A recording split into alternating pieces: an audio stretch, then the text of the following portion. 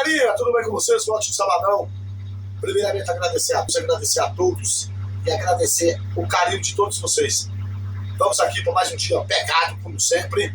Vamos que vamos. E agradecer a todos aqueles que sempre me seguem aqui nessa plataforma. Mais de 7 mil pessoas. Não é 7 pessoas, é 7 mil pessoas, né, gente? Então, é bastante gente. Para quem começou aqui não tinha nada.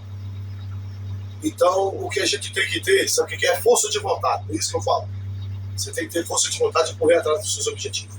Porque uma hora vai dar certo. Do mesmo jeito que está dando certo aqui para mim, vai dar certo para vocês também. E não se esqueça, se inscreva lá no canal no YouTube, hein? Se inscreva lá, Beto Dedo Sem Dó. E eu quero deixar um forte abraço para todos aqueles que estão descansando hoje, que hoje é sabadão, está todo mundo descansando. E também a todos aqueles guerreiros que levantam cedo e estão trabalhando. Que Deus abençoe. Bom final de semana a todos vocês. Até o próximo conteúdo.